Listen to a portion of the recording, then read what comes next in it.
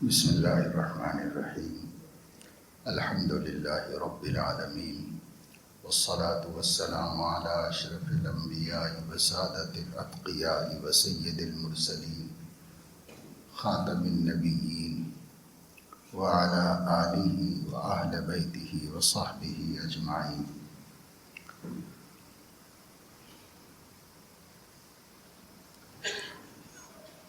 اما بعد، فقد قال اللہ تبارک و تعالی: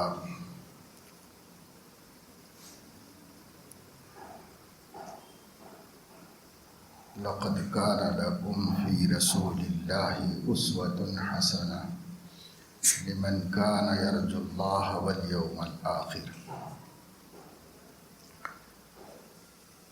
صدق اللہ العظیم۔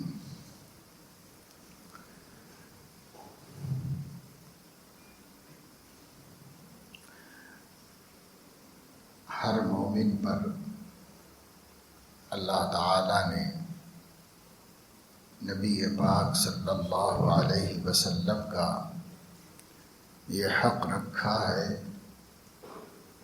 کہ ہر مومن مرد ہو یا عورت اپنی زندگی گزارنے کے سلسلے میں، اپنی معاشرت کے سلسلے میں، عقیدہ،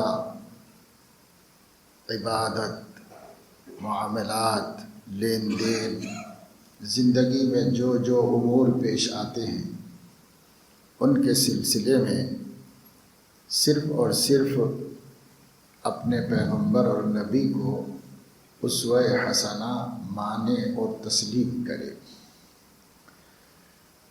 اور عملی زندگی میں بھی انہی کو اسوہ بنائے۔ عقیدے کے اعتبار سے تو سب مسلمان نبی پاک صلی اللہ علیہ وسلم کو قابل اتباع سمجھتے ہیں اور انہی کی زندگی کو بہترین زندگی اور اسوہ حسنہ قرار دیتے ہیں۔ میں نہیں سمجھتا کہ کوئی کلمہ پڑھنے والا اس کے خلاف سوچنے کا بھی تصور کر سکتا۔ اس اعتبار سے یہ بہت اچھی بات ہے اور یہ ہمارے لیے بہت کام آنے والا عقیدہ ہے، ایمان کا حصہ ہے اور قابل حفاظت سرمایہ ہے۔ لیکن ماننے کے بعد پھر اس کو اپنے لیے پسند بھی کر لینا اور اختیار بھی کر لینا، منوانے کا اصل مقصد تو یہی ہوتا ہے۔ منوانے کا یہ مقصد نہیں ہوتا کہ آپ صرف ایمان لاؤ، بلکہ منوانے کا مقصد یہ ہوتا ہے کہ آپ ایمان اس لیے لاؤ کہ اسے اختیار کرو اور اس کے مطابق عمل کرو۔ اگر ایک ملک کے شہری کو، مثلا ہندوستانی شہری ہونے کے اعتبار سے ہم میں سے کسی کو کہا جائے کہ یہ ملک کا آئین ہے، یہ ملک کا قانون ہے، اور وہ اس کو قبول نہ کرے، اس کے خلاف عمل کرے، جج اس سے پوچھتا ہے کہ کیا آپ ملک کے قانون کو تسلیم نہیں کرتے؟ تو وہ کہتا ہے کہ نہیں، سر آنکھوں پر میں کیوں اس کو تسلیم نہ کروں، ہمارے ملک کا قانون بہت اچھا قانون ہے، ہمارے ملک کا دستور دنیا کے ممالک میں پسند کیا جاتا ہے، مثال دیا جاتا ہے، اور میں بھی مانتا ہوں کہ یہ سب سے بڑھیا اور اعلیٰ درجے کا دستور ہے، جس میں یہ خوبی ہے، یہ خوبی ہے، یہ خوبی ہے۔ لیکن جب وہ یہ پوچھے کہ پھر جب ایسا ہے تو آپ نے اس کے خلاف کیوں کیا، اور آپ نے اس پر عمل کیوں نہیں کیا؟ دستور کاہے کے لیے بنایا جاتا ہے، قانون کاہے کے لیے سکھایا بتایا جاتا ہے؟ صرف ماننے کے لیے کہ یہ بہت بڑھیا ہے، یا اختیار کرنے اور عمل کرنے کے لیے، تو آپ سمجھ سکتے ہیں کہ آپ قصوروار ہی شمار ہوں گے، باوجود ماننے کے، باوجود یہ کہنے کے کہ میں اس کو تسلیم کرتا ہوں، پھر بھی بدعملی کی وجہ سے قصوروار ثابت ہو۔ اور ایک شخص ہے جو یہ کہے کہ جی میں مانتا نہیں، اس دستور کے اوپر میرا کوئی یقین نہیں ہے، میں اس قانون کو، اس آئین کو ملک کے تسلیم ہی نہیں کرتا، تو اس شخص کو باغی قرار دیا جاتا ہے۔ تو باغی کا تو بہت برا حال ہوتا ہے، اور باغی بہت بڑا مجرم ہوتا ہے، لیکن ایک شخص تسلیم کرتا ہے، بدعملی کرتا ہے، وہ بھی مجرم ہے، واجب التعزیر ہے، قابل سزا ہے۔ اس کے ماننے کے باوجود عمل نہ کرنے کی وجہ سے اس کے خلاف جج فیصلہ کرتا ہے اور اس کو سزا سنائی جاتی ہے۔ اسی طریقے سے حق تعالی شانہ سیدنا محمد الرسول اللہ صلی اللہ علیہ وسلم کو اپنے قرآن اور اپنے فرمان کے ذریعے پوری امت مسلمہ کے لیے واجب العمل اسوہ حسنہ قرار دی گئی۔ ان کی ایک ایک ادا، ان کا ایک ایک حکم، ان کی ایک ایک منع کی ہوئی چیز، ان کی پوری زندگی وہ تمہارے لیے اسوہ حسنہ ہے۔ ہم کہہ رہے ہیں کہ ہم نہیں مانتے، تب مسلمان ہی باقی نہیں رہیں گے، باغیوں میں شمار ہو جائے گا، اور اللہ تعالیٰ اپنی رعایا میں اس کو شمار نہیں کرے گا۔ ہیں تو سب اللہ کے بندے، لیکن وہ بندہ جو بغاوت کر رہا ہے، ایسے بندوں میں نام چلا جائے گا اس کا، اور وفاداروں میں اس کا نام باقی نہیں رہے گا۔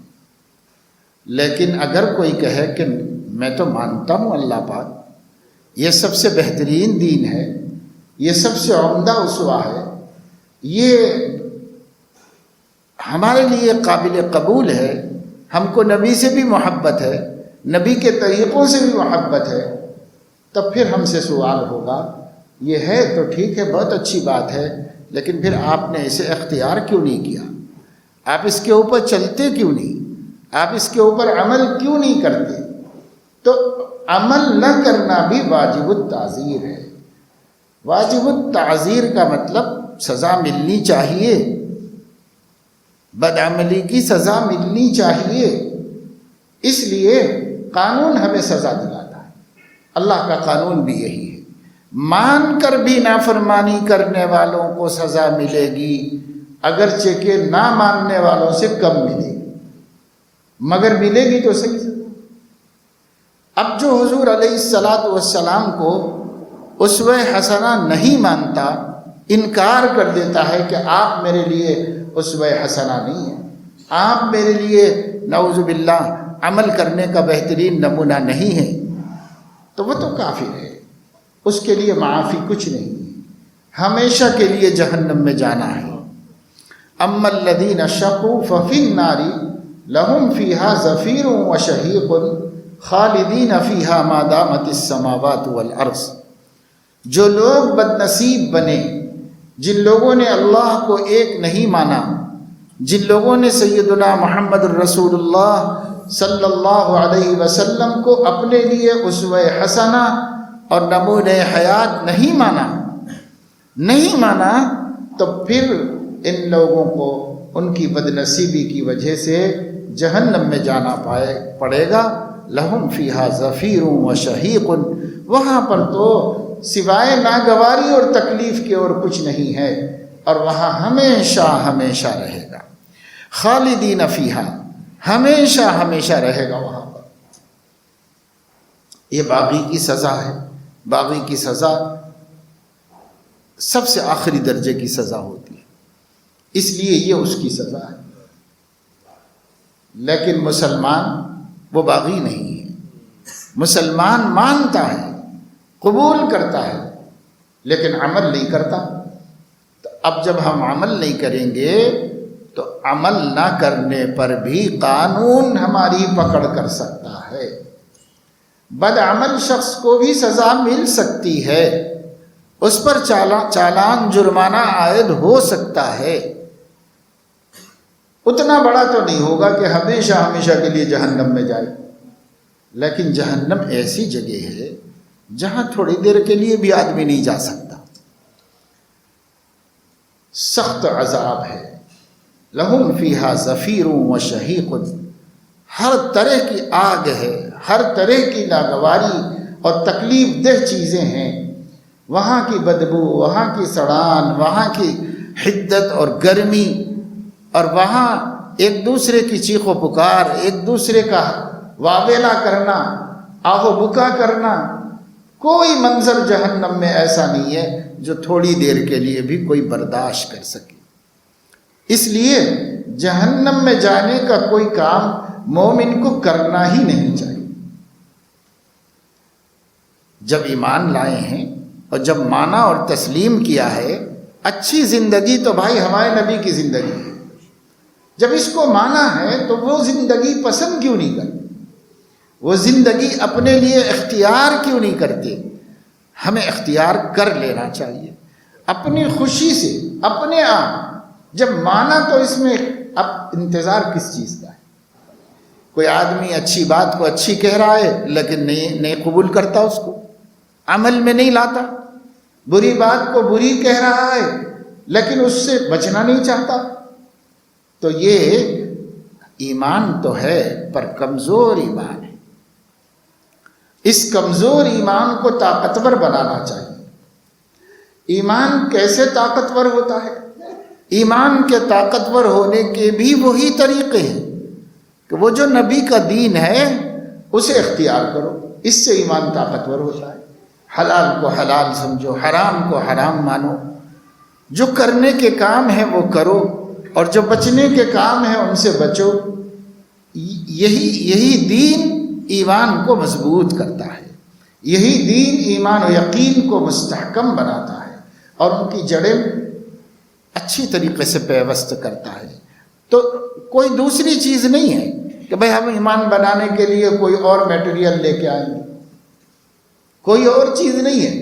ایمان بھی بنے گا اسی سے اور اس کو طاقت ملے گی اسی دین سے، جس کے بارے میں کہا گیا لَقَدْ كَانَ لَكُمْ فِي رَسُولِ اللَّهِ أُسْوَةٌ حَسَنَةٌ۔ بہترین زندگی رسول اللہ صلی اللہ علیہ وسلم کی زندگی ہے۔ ہماری زندگی کے مختلف پہلو ہیں۔ ہماری کاروباری زندگی ہے جس کو ہم معاشی زندگی کہتے ہیں، روزی روٹی کے مسئلے کو حل کرنا، یہ ہماری زندگی کا ایک پہلو ہے۔ کما لیا تو خرچ کرنا، یہ ہماری زندگی کا ایک پہلو ہے۔ ہماری اپنی فرد کی زندگی ہے، پھر اس کے بعد ہماری ازدواجی زندگی ہے، پھر اس کے بعد ہمارے پورے خاندان اور کنبے اور فیملی کے ساتھ زندگی ہے، پھر اس کے بعد ہماری محلہ داری ہے، بستی میں گزرنے والی زندگی ہے۔ ہماری زندگی کے ہر شعبے میں ہم کچھ نہ کچھ کر رہے ہوتے ہیں، اور جو بھی ہم کر رہے ہوتے ہیں وہ یا تو سنت کے مطابق کر رہے ہوتے ہیں یا سنت کے خلاف کر رہے ہوتے ہیں۔ فی رسول اللہ اسوۃ حسنہ کی دعوت یہ بتلا رہی ہے کہ بھئی کچھ نہ کچھ تو کرنا ہی ہے تم کو، تو جو بھی کرنا ہے یا سنت کے مطابق یا سنت کے خلاف، تو سنت کے خلاف مت کرو، سنت کے مطابق کرو۔ یہی اسوۃ حسنہ کی قدردانی ہے۔ صرف ماننا کافی نہیں ہے۔ کسی بھی مومن کو کھڑا کرو اور پوچھو کہ آپ نے زندگی میں، آپ کے دل میں سب سے پیاری زندگی کس کی ہے، وہ کہے گا حضرت محمد صلی اللہ علیہ وسلم۔ یہ ماننا ہے، یہ ماننا بڑی نعمت ہے، بہت بڑی دولت ہے، پر یہ کافی نہیں ہے۔ کافی جب ہوگی جب کہ آپ مان کے بتائیں بھی، اپنے عمل میں دکھائیں، اپنے قول میں دکھائیں، اپنے ظاہر میں دکھائیں، اپنے باطن میں دکھائیں کہ میں ان کو ہی اسوہ حسنہ سمجھتا ہوں۔ ان زندگی کے شعبوں میں نہ اتفاقیاں ہوتی ہیں، نہ اتفاقی میں ان کو اسوہ حسنہ بنائیے۔ اتفاق اور محبت رہتی ہے، محبت میں ان کو اسوہ حسنہ بنائیے۔ حضور علیہ الصلاۃ والسلام کو کسی سے کوئی دشمنی ہو گئی تو انہی کو اسوہ حسنہ بنائیے، دوستوں کے ساتھ ان کو اسوہ حسنہ بنائیے، کمانے میں انہی کو اسوہ حسنہ بنائیے، خرچ کرنے میں انہی کو اسوہ حسنہ بنائیے، سفر میں ان کو بنائیے، حضر میں ان کو۔ ہم جو کرتے ہیں وہ نبی نے کر کے دکھایا ہے، جو کام بھی ہم کرتے ہیں ہر انسان کی طرح آپ ایک انسان تھے۔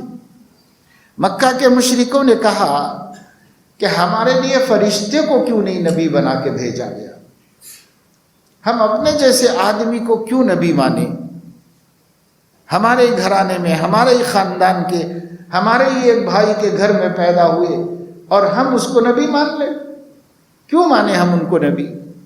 فرشتہ بھیجا جاتا۔ ابعث اللہ بشرا رسولا، کیا اللہ نے ایک ہمارے جیسے انسان کو رسول بنا کے بھیجا؟ ہم نہیں مانتے اس کو رسول، ہمارے لیے رسول ہم سے اعلیٰ درجے کی مخلوق میں سے ہوتی۔ وہ سمجھتے تھے کہ فرشتے ہم سے اعلیٰ ہیں۔ اللہ نے فرمایا اللہ اعلم حیث یجعل رسالتہ، اللہ کو بہتر معلوم ہے کہ کس کو رسول بنانا چاہیے۔ تمہاری طرح بدھو الو نہیں ہے، اللہ رب العزت اللہ ہے، علم والا ہے، حکمت والا ہے، قدرت والا ہے۔ اللہ جانتا ہے کہ انسان کے لیے نمونہ انسانوں میں سے ہونا چاہیے، انسان کے لیے نمونہ جنوں میں سے نہیں ہونا چاہیے، انسان کے لیے نمونہ فرشتوں میں سے نہیں ہونا چاہیے۔ ہاں فرشتوں کے لیے کسی کو رسول بناتا تو فرشتوں میں سے بناتا، انسانوں کو لیے نمونہ بنانا ہے تو انسانوں کے لیے اگر اللہ فرشتہ بھیجتا تو انسان جب کیا کہتا؟ جب یہ کہتا کہ ہمیں انسانوں سے نمونہ دینا چاہیے تھا، فرشتے کو کیوں رسول بنا کے بھیجا؟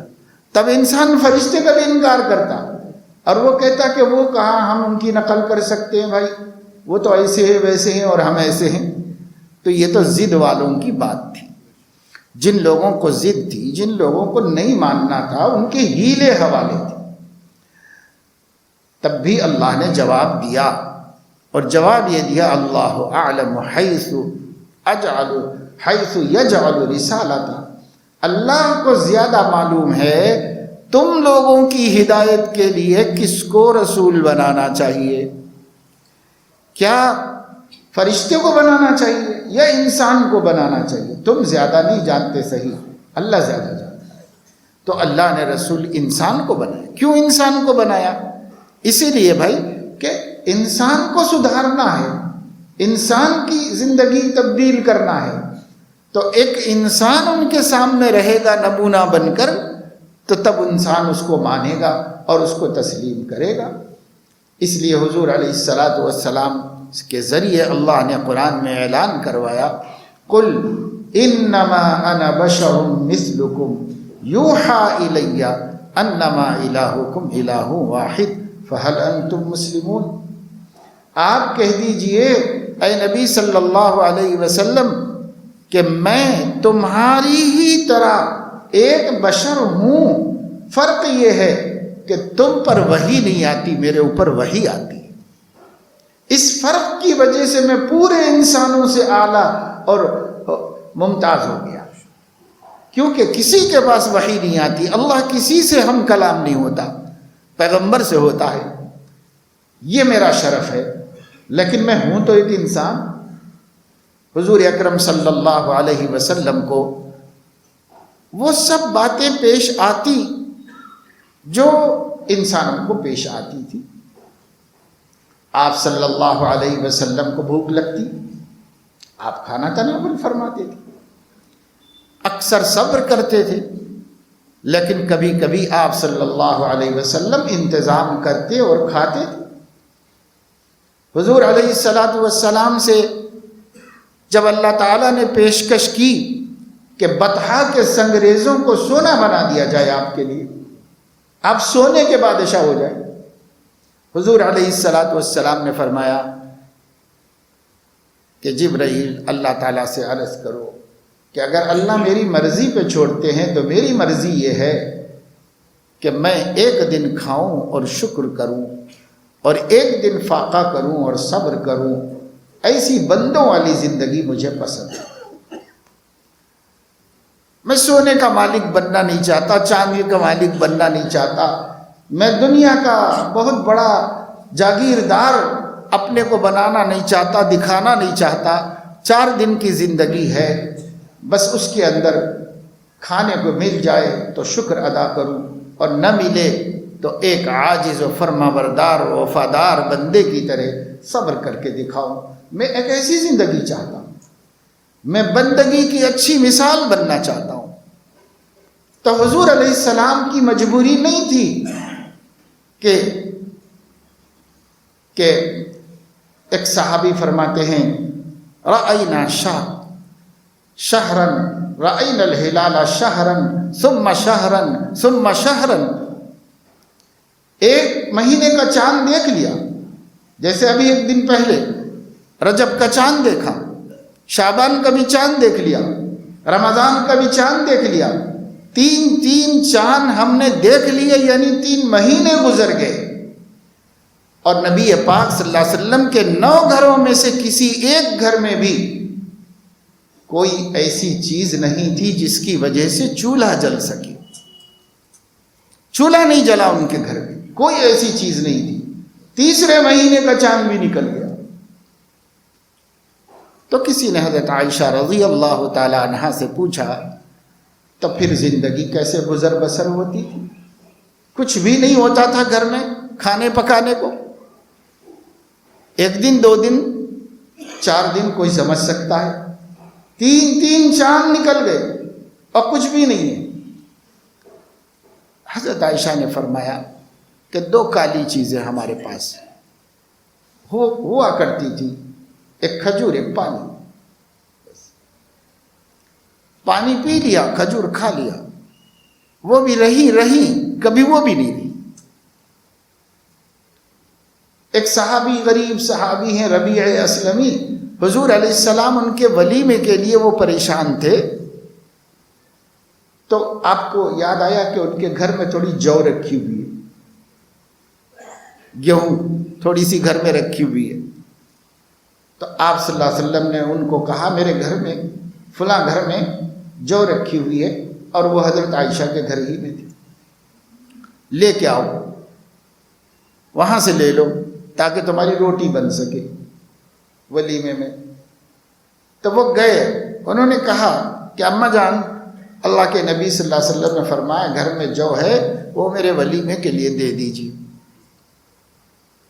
ان لوگوں کے بھی ذہن اور مزاج ایسے بنے ہوئے تھے کہ خود ہٹ گئی اندر اور کونے کی طرف بتایا، دیکھو وہ کونے میں ٹوکرے میں رکھی ہوئی، لے جاؤ.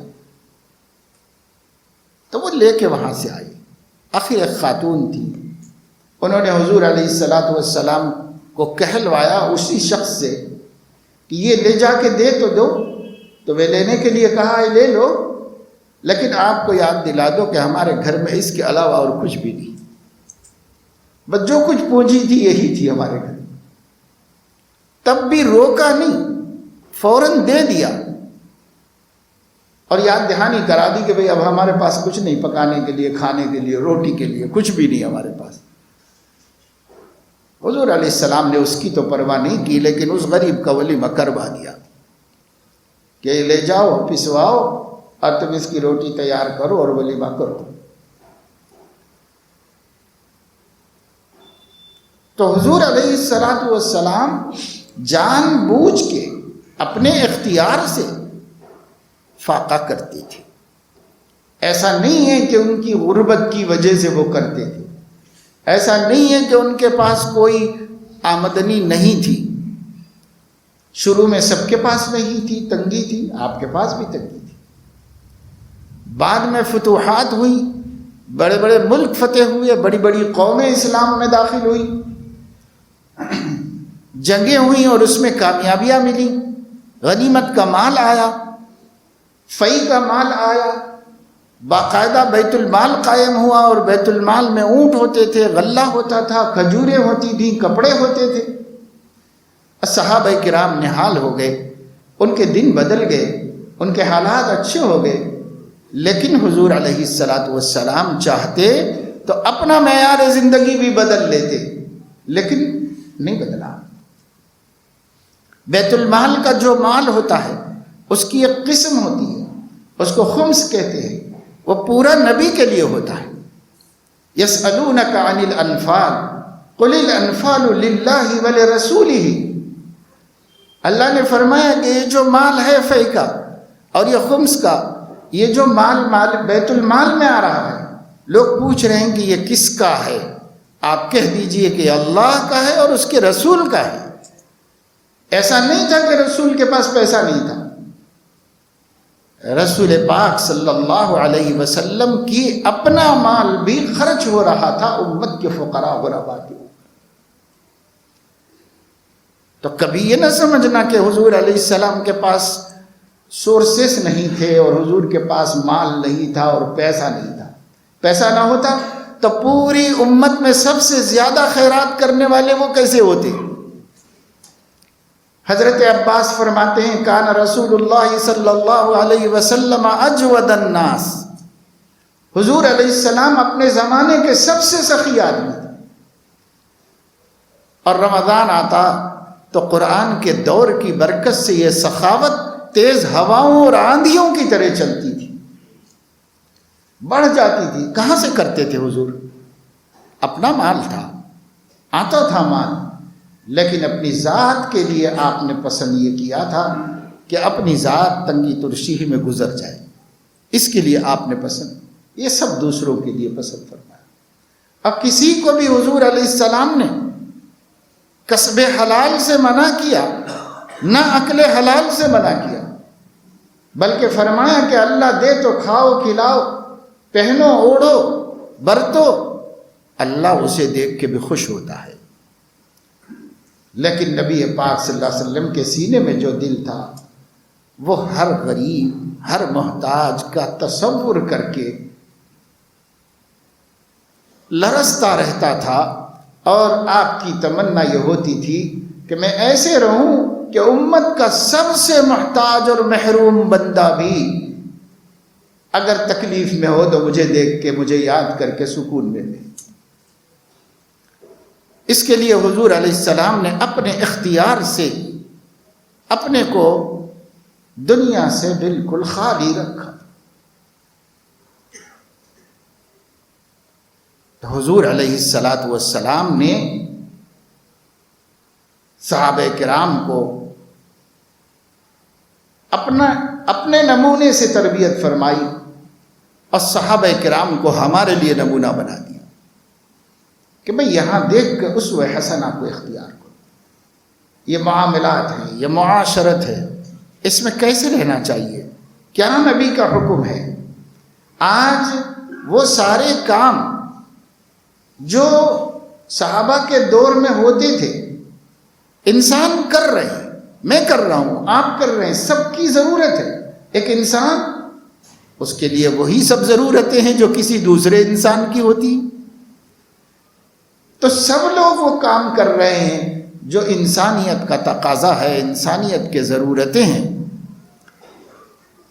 دو صورتیں ہیں اس کے کرنے کی، یا اسوہ حسنہ کے مطابق کرو یا اسوہ حسنہ کے خلاف کرو۔ دو ہی صورتیں ہیں۔ جو بھی کر رہا ہے پوری دنیا میں جا کے دیکھ لو، کسی بھی ملک میں دیکھ لو، اپنے شہر میں دیکھ لو، ایک آدمی شادی کر رہا ہے، یا تو سنت کے مطابق کر رہا ہے یا سنت کے خلاف کر رہا ہے۔ ایک آدمی پیسہ کما رہا ہے، یا سنت کے مطابق کما رہا ہے یا سنت کے خلاف کما رہا ہے۔ ایک آدمی اولاد کی تربیت کر رہا ہے، یا تو سنت کے مطابق کر رہا ہے یا سنت کے خلاف کر رہا ہے۔ ایک آدمی گھر بنا رہا ہے، یا سنت کی رعایت کر کے بنا رہا ہے یا سنت کے خلاف بنا رہا ہے۔ کھیتی کرنے والا یا تو مسنون کھیتی کر رہا ہے یا سنت کے خلاف کھیتی کر رہا ہے۔ نوکری کرنے والا یا سنت کے مطابق نوکری کر رہا ہے یا سنت کے خلاف نوکری کر رہا ہے۔ مزدوری کرنے والا سنت کے خلاف کر رہا ہے یا سنت کے مطابق کر رہا ہے۔ مزدوری لینے والا سنت کے خلاف لے رہا ہے یا سنت کے مطابق لے رہا ہے۔ بات کرنے والا سنت کے مطابق بات کر رہا ہے یا سنت کے خلاف بات کر رہا ہے؟ کچھ بھی کر رہا ہوگا بندہ، ہر فعل یا تو سنت کے مطابق ہوگا یا سنت کے خلاف ہوگا۔ ہم سے کیا کہا گیا؟ لَقَدْ كَانَ لَكُمْ فِي رَسُولِ اللَّهِ أُسْوَةٌ حَسَنَةٌ، اگر تم اللہ کے سامنے جانے کے عقیدے پر یقین رکھتے ہو، اگر تم قیامت کے دن کے آنے پر یقین رکھتے ہو، تو تم اس دن کامیاب ہونا چاہتے ہو تو ایک ہی راستہ ہے، وہ یہ کہ رسول اللہ کی زندگی تمہارے لیے اسوہ حسنہ ہے۔ تم سنت کے مطابق کرو، کھاؤ بھی سنت کے مطابق، پہنو بھی سنت کے مطابق، اور ہر عمل سنت کے مطابق کرو۔ میں نے بتایا کہ ہم کو بھوک لگتی ہے، ہمارے نبی کو بھوک لگتی تھی، ہم کو پیاس لگتی ہے، ہمارے نبی کو پیاس لگتی تھی۔ ہم لوگ کھانے پینے کے بعد پیشاب پاخانے کے طبعی تقاضوں کے لیے فطری طور پر مجبور ہیں، ہمارے نبی کو بھی ضرورت پڑتی تھی۔ ہم نے نکاح کیا اپنی عفت اور اپنی پاک دامنی کی حفاظت کے لیے، نسل انسانی کے باقی رکھنے کے لیے نکاح کی ضرورت ہے۔ ہمارے نبی کو بھی نکاح کی ضرورت پڑی، انہوں نے بھی نکاح فرمایا ہے۔ ہمارے اولاد ہوتی ہے، ان کی بھی اولاد ہوئی۔ ہم کو غصہ آتا ہے، ہمارے نبی کو بھی غصہ آتا تھا۔ ہم کو خوشی ہوتی ہے، ہمارے نبی کو بھی خوشی ہوتی تھی۔ ہم کو نیند آتی ہے، ہمارے نبی کو بھی نیند آتی تھی، اس فرق کے ساتھ کہ جب ہم سوتے ہیں تو ہمارا دل بھی سو جاتا ہے، پر جب وہ سوتے تھے تو ان کی آنکھیں سوتی تھی، ان کا دل نہیں سوتا تھا، کیونکہ ان کا دل ریسیور ہے اللہ کی وحیوں کا، اس لیے میسیجز کے انتظار میں ان کا دل نہیں سو سکتا تھا، ان کا دل جاگتا رہتا تھا، آنکھیں سو جاتی تھی، بدن کو آرام مل جاتا تھا، سوتے وہ بھی تھے۔ حضور اکرم صلی اللہ علیہ وسلم کو سب چیزیں انسانی اور بشری تقاضے کے مطابق پیش آتی تھی۔ آپ کا گھوڑا بدک گیا تھا، گھوڑے پہ بیٹھ کے دوڑا رہے تھے، کسی چیز سے ڈر گیا اور وہ ٹیڑھا میڑھا ہو گیا، اس کی رفتار گڑبڑ ہو گئی، کسی کھجور کے جھاڑ سے ٹکراتا ہوا نکلا، تب آپ کی پیر کی ہڈی یا ٹوٹی یا اس میں فریکچر آیا۔ انسانوں کو جو نقصان ہوتا ہے وہ نقصان آپ کو ہوا۔ آپ صلی اللہ علیہ وسلم اس کی وجہ سے کئی دن تک اپنے گھر میں نماز ادا کرتے رہے، مسجد نماز پڑھانے کے لیے تشریف نہیں لا سکے۔ صحابہ گھر پر ہی جا کے ملاقات کر لیا کرتے تھے آپ سے۔ حضور علیہ السلام کو ایک مرتبہ اپنی بیویوں کے کسی نامعقول مطالبے پر ناراضگی ہوئی اور آپ نے قسم کھائی کہ میں 1 مہینے تک تم لوگوں سے نہیں ملوں گا۔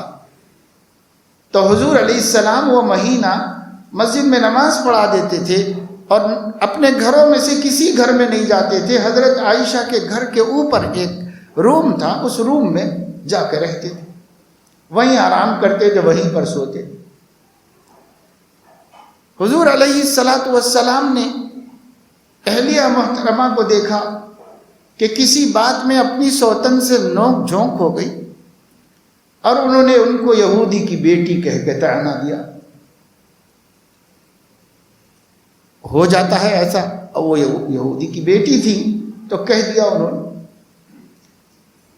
پر حضور علیہ السلام کو اس بد اخلاقی پر بہت ناراضگی ہوئی، خفا ہوئے اور کئی دنوں تک بات نہیں کی اپنے غصے کے اظہار کے واسطے کہ بھئی یہ تو تم نے بہت برا کام کیا، ایسا تو نہیں ہونا چاہیے۔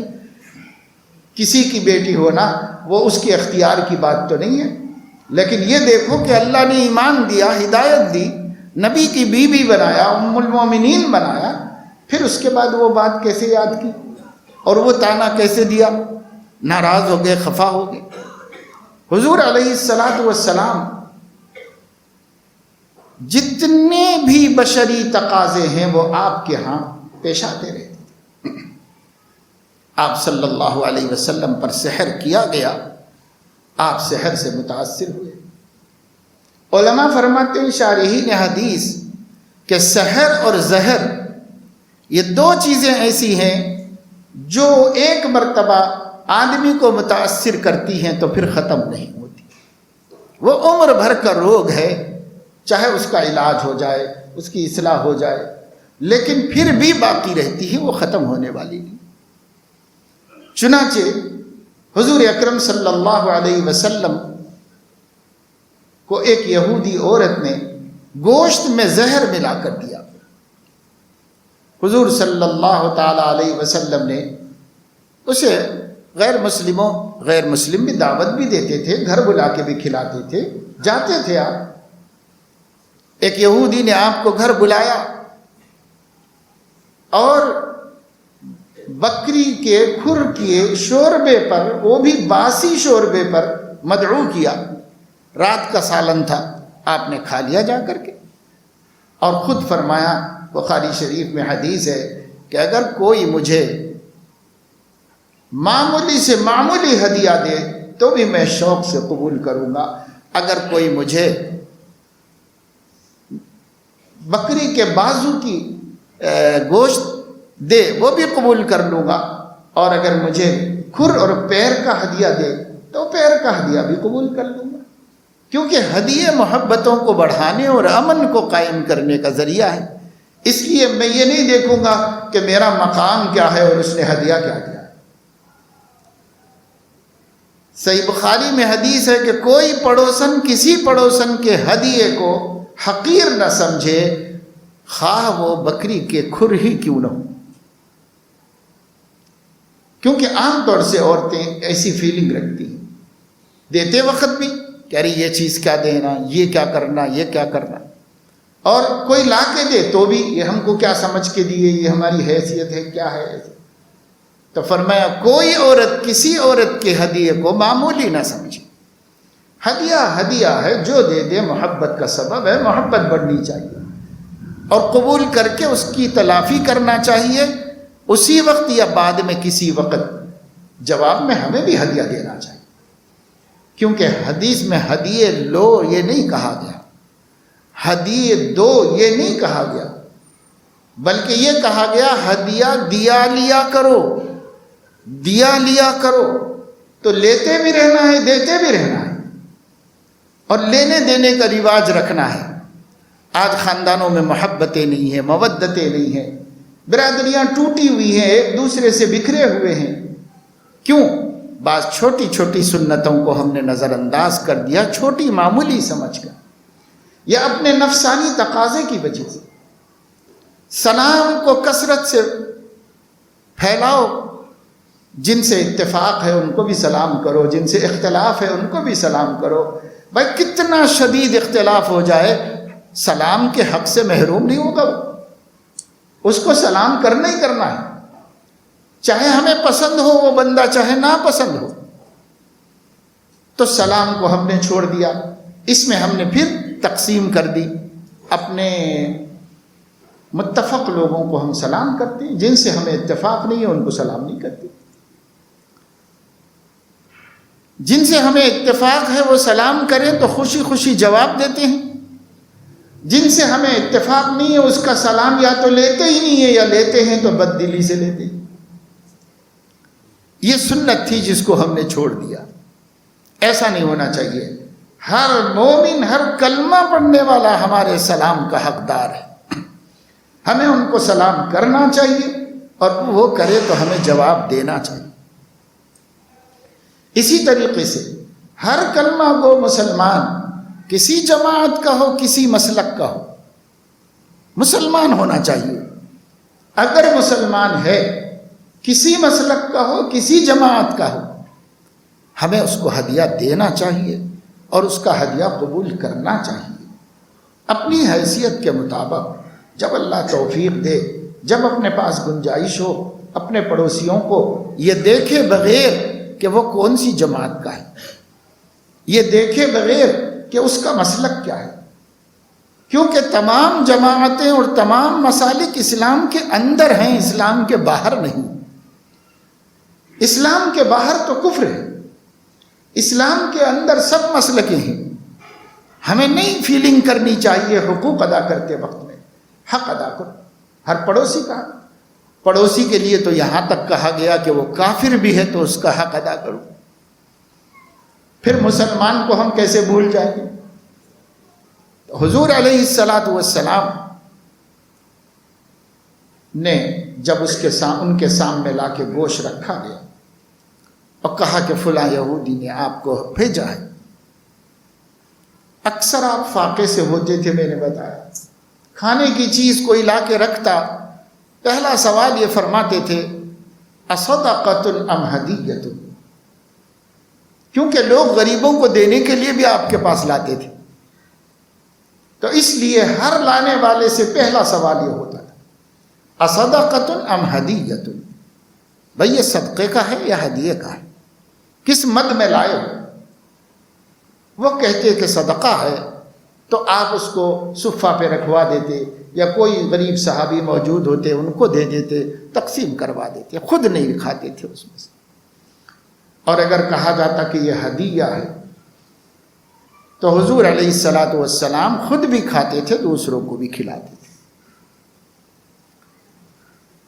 تو پوچھ لیا، بتایا گیا نہیں آپ کے لیے ہدیہ ہے، تو آپ صلی اللہ علیہ وسلم نے اس کا گوشت توڑ کر کے منہ میں رکھا، جیسے ہی بوٹی منہ میں رکھی، اللہ نے اس بوٹی کو زبان دی اور اس بوٹی نے کہا کہ میرے اندر زہر ملا ہوا ہے، تو حضور علیہ السلام نے فوراً تھوک دیا اور اس بوٹی کو باہر ڈال دیا، لیکن اتنی دیر میں اس بوٹی کا اثر آپ کے مسوڑے میں لگ گیا تھا، جس کی وجہ سے مسوڑے جل گئے اور عمر بھر جلے ہوئے تھے، اور اس کی تکلیف حضور علیہ السلام اٹھاتے رہے۔ اس کے باوجود حضور علیہ الصلاۃ والسلام نے اس یہودن کو جس نے اقدام قتل کیا تھا، قتل کرنے کا حکم صادر نہیں فرمایا۔ البتہ ایک اور بندے نے وہ گوشت کھا لیا تھا جس سے اس کی موت ہو گئی تھی، تو اس کی موت کے قصاص میں حضور علیہ السلام نے اس عورت کو قتل کروایا، لیکن اپنے کو مارنے کی کوشش کے بدلے میں اس کو قتل نہیں کروایا حضور علیہ السلام۔ تو ایک انسان ہیں آپ، لیکن آپ ان کے اخلاق کو دیکھیے، ان کے بڑے پن کو دیکھیے، ان کے وقار کو دیکھیے، لوگوں کے ساتھ جینے کے انداز کو دیکھیے کہ وہ کس طرح زندگی، کوئی ان سے بڑا نہیں تھا، کوئی ان کے برابر کا نہیں تھا اس دنیا میں، سب ان سے چھوٹے تھے اور کوئی نبی کی برابری نہیں کر سکتا۔ تو اپنے چھوٹوں کے ساتھ وہ کیسے رہ رہے تھے، ہم اپنے ساتھیوں کے ساتھ کیسے رہیں، اپنے چھوٹوں کے ساتھ کیسے رہیں، اپنے بڑوں کے ساتھ کیسے رہیں، حوصلہ کتنا بلند ہونا چاہیے۔ وہ کوئی سماج اس وقت تک امن و امان والا نہیں ہو سکتا جب تک کہ اس سماج کے افراد سامنے والے کو برداشت کرنے کی صلاحیت نہ رکھتے۔ سامنے والا ٹیڑھا ہے، اس کے ٹیڑھ کو برداشت کرنا ہے۔ کوئی بھی ٹیڑھے آدمی سے ملاقات ہو جائے گی، ہوگی، سب برابر تو ہے ہی نہیں، میرا مزاج الگ ہے، تیرا مزاج الگ ہے، سب برابر تو ہوں گے نہیں۔ سامنے والے سے تکلیف ہوگی، شوہر کو بیوی سے تکلیف ہو سکتی ہے، بیوی کو شوہر سے تکلیف ہو سکتی ہے، اولاد کو ماں باپ سے تکلیف ہو سکتی ہے، ماں باپ کو اولاد سے تکلیف ہو سکتی ہے، بھائی کو بھائی سے تکلیف پہنچ سکتی ہے، بیچنے والے کو خریدار سے تکلیف ہو سکتی ہے، خریدار کو بیچنے والے سے تکلیف ہو سکتی ہے، کرائے پر لینے والے کو مکاندار سے تکلیف ہو سکتی ہے، مکاندار کو کرایہ دار سے تکلیف ہو سکتی ہے، آفیسر کو ماتحت سے تکلیف ہو سکتی ہے، ماتحت کو آفیسر سے تکلیف ہو سکتی ہے، آقا کو غلام سے تکلیف ہو سکتی ہے، غلام کو آقا سے تکلیف ہو سکتی ہے۔ سماج میں ہر ایک کو دوسرے سے تکلیف پہنچنا کمپلسری ہے، ہو سکتا ہے، ہو سکتا ہے۔ اب ہو سکتا ہے تو دو ہی صورتیں ہیں، یا تو بدلہ لو، عناد اور میل دل میں رکھو، موقع ڈھونڈتے رہو کہ کب اس سے اس کا انتقام لینا چاہیے۔ ایک یہ صورت ہے، اور اس صورت میں شر ہے، فساد ہے، بدامنی ہے، بے سکونی ہے، ٹینشن ہے، زندگی کا کی روح ہی نکل جاتی ہے۔ اور ایک دوسری صورت ہے، اور وہ یہ ہے کہ برداشت کر لو بھائی، ہوتا ہی رہتا ہے انسانی سماج میں، ہو سکتا ہے ہم سے بھی کسی کو تکلیف ہو رہی ہوگی، ہو سکتا ہے کسی کو ہم بھی اچھے نہیں لگ رہے ہوں گے، لیکن وہ انسانیت کے ناطے ہمیں برداشت کر رہا ہوگا، اس لیے ہم بھی دوسرے کو برداشت کر لیں۔ جائیں گے کہاں؟ رہنا انہی لوگوں کے ساتھ میں ہے، یہی ہمارا سماج ہے، یہی ہماری برادری ہے، یہی ہمارا خاندان ہے، انہی کے ساتھ رہنا ہے، کہاں جائیں گے ہم؟ لہذا بھائی انگیز کر لو، برداشت کر لو۔ تو برداشت کرنا یہ دوسرا طریقہ ہے۔ اس دوسرے طریقے میں امن ہے، امان ہے، سکون ہے، اطمینان ہے، اور سماج خوش ہے۔ لیکن ہم تیار ہیں دوسرے والے طریقے کے لیے؟ ہم سب پہلے والے طریقے پہ جی رہے ہیں، اور ہمارے نبی صلی اللہ علیہ وسلم دوسرے والے طریقے پہ جیتے۔ ایک آدمی آیا اور اس نے کہا راستے میں مل کے کہ میرا حق دیجئے۔ حضور علیہ السلام نے فرمایا ہاں بھائی، میں اس کو ایک اونٹ دے رہا ہوں، 1 سال کا اونٹ دینا، 1 سال بھر کی عمر کا اونٹ اس سے میں نے لیا تھا، تو آپ لوگ انتظام کرو اور خرید کے دو، اپنے کسی معتمد آدمی سے حضور نے فرمایا۔ انہوں نے جا کر مارکیٹ میں اونٹ ڈھونڈا، سال بھر والا نہیں مل رہا تھا، اس سے زیادہ عمر کا جس کی قیمت بھی پھر زیادہ ہو جاتی وہ مل رہا تھا۔ تو حضور علیہ السلام نے فرمایا زیادہ قیمت کا ہی لے کے دے دو اس کو۔ اور اس کے بعد جب اس کو دے دیا گیا تو وہ بہت خوش ہوا، اور اس نے پہلے تو بدتمیزی کی تھی، اس نے یعنی ڈھنگ سے نہیں مانگا تھا، احترام ملحوظ نہیں رکھا تھا حضور علیہ السلام کا۔ تو صحابہ کرام کو بہت غصہ آیا، صحابہ کرام نے اس کو تنبیہ کرنا چاہا، تو حضور علیہ السلام نے فرمایا کہ تم لوگ ٹھہرو، میرا اس کا معاملے میں دخل مت دو، ہمارا اس کا معاملہ ہے لین دین کا، آپ لوگ دخل مت دو۔ اور اس کے بعد فرمایا ان لصاحب الحق مقال، حق وصول کرنے والے کو ذرا سخت بولنے کا حق ہوتا ہے، وہ سخت بات کر لے تو کر سکتا ہے کیونکہ وہ حق وصول کر رہا ہے، اس لیے یہ کسی کا حق ہے۔ میں بحیثیت نبی میرے سے بات نہیں کر رہا ہے، وہ میرے سے بات کر رہا ہے بحیثیت معاملہ داری کے، کرنا پھر بھی نہیں چاہیے نبی کے ساتھ ایسی گفتگو، یہ بھی بہت بڑی گستاخی ہے، اور ویسے اپنے ساتھیوں کے ساتھ بھی نہیں کرنا چاہیے، نبی تو بہت اعلیٰ درجے کا مقام ہے۔ لیکن پھر بھی حضور دوسروں کو سکھانے کے لیے فرما رہے ان لصاحب الحق مقال، جو حق وصول کرتا ہے ذرا سخت کلامی کر لیتا ہے تو اس کا حق ہے، اس کو اہمیت مت دو، اس کو اہمیت مت دو۔ یہ کیا ہے؟ سامنے والے کو برداشت کرنا سکھا رہے ہیں حضور علیہ السلام۔ بس سامنے والے کو برداشت کرو، برداشت ہی سے کام چلے گا، نہیں تو پھر بدامنی ہوگی، نہیں تو پھر جنگیں ہوں گی، نہیں تو پھر دشمنیاں ہوں گی اور اختلافات ہوں گے، اس میں کیا سکون ہے؟ دشمنیوں والی زندگی پوری رات نہایت قیمتی گدوں میں آنکھوں میں کٹ جاتی ہے، ایک پل جھپکنے کو نیند نہیں آتی آدمی، کتنا دولت مند کیوں نہیں ہوگا، پوچھ لو اس سے، اگر اس کو کسی سے عداوت ہو گئی ہے تو کیا سو رہا ہے؟ بہترین غذائیں اس کے دسترخوان پہ ہیں لیکن اسے کھا رہا ہے کڑوی غذائیں، کیوں کڑوی ہو گئی؟ اس لیے ہو گئی کہ دل میں سکون نہیں ہے، اور دل میں کسی کی عداوت اس کو جلا رہی ہے۔ اب کھا کے کیا کرے گا مزیدار چیزیں؟ دل جل رہا ہے تو کیا اچھا ہے؟ کچھ بھی اچھا نہیں ہے دنیا میں۔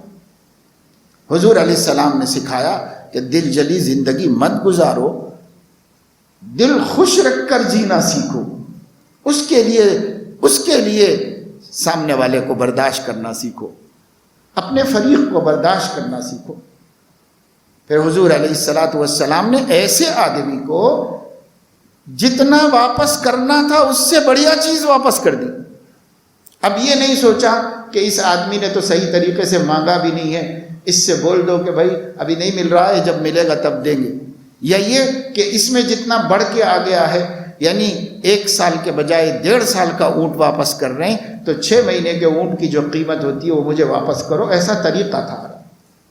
اگر اونٹ بڑا ہو گیا تو کچھ بکریاں اس کے بدلے میں دینا پڑتا تھا، ایسا رواج تھا، آپ لے سکتے تھے، لیکن آپ نے فرمایا دے دو بھائی، اور یوں فرمایا تم میں سب سے بہترین وہ ہے جب کسی کا حق ادا کرے تو بہتر طریقے پر ادا کرے، اور میں بہتر طریقے پر ادا کر رہا ہوں کہ بڑھ کے واپس کر رہا ہوں۔